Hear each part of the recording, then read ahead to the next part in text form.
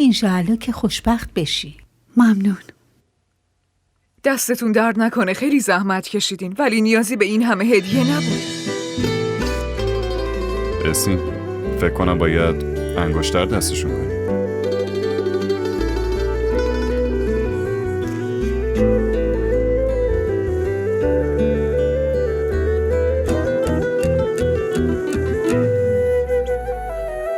चाहे दीद तेरी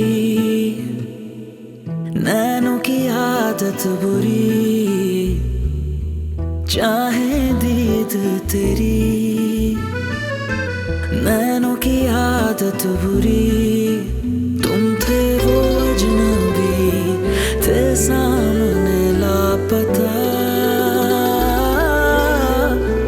जितना मिलते गए होते गए तुम जुदा.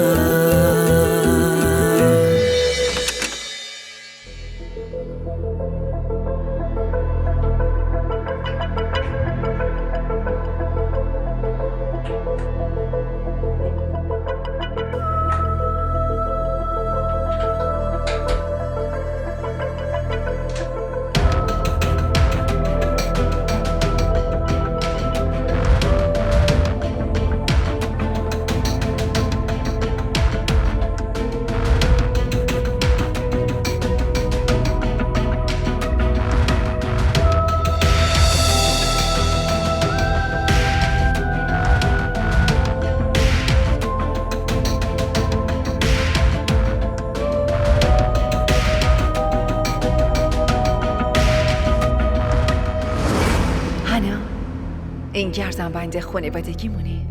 میدونیم این یادگاری مادرم از مادر بزرگمه. اون همیشه میگفت وقتی شهزاد ازدواج کنه این گردنبند به همسر اون میرسه.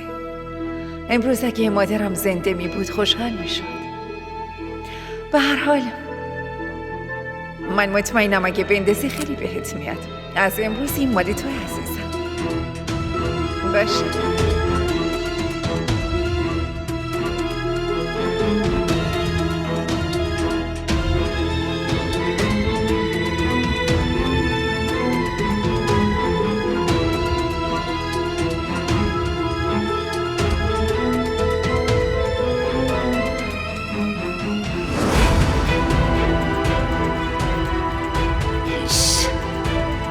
اینو کی میپوشه؟ از مد رفته.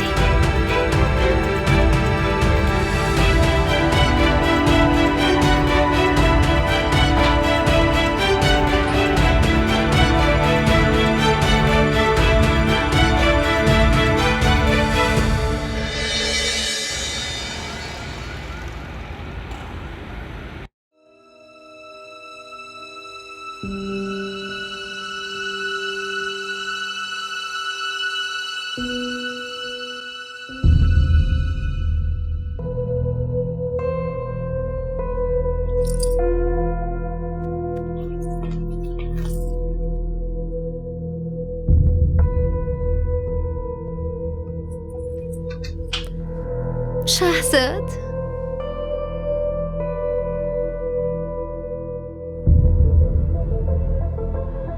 مطمئنم این از دیدن منصور برگشته که انقدر خوشحاله.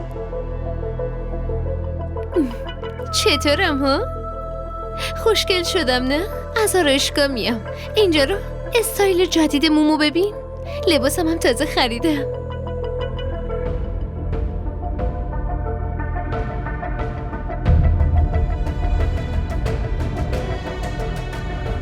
ببینم حالت خوبه؟ نه تعریف میکنی نه چیزی میگی. هیچی نیست، من خوبم.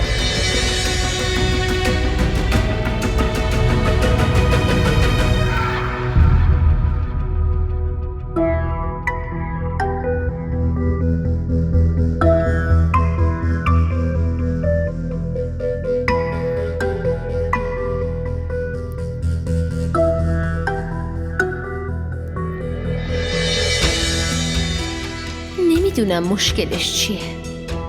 بیخیال. اگه نمیخواد بگه خب نگی. ولی خب باید نازمم بکشه دیگه. زن خوشگل و نازش هم براش زیاده این شهرزاد خان.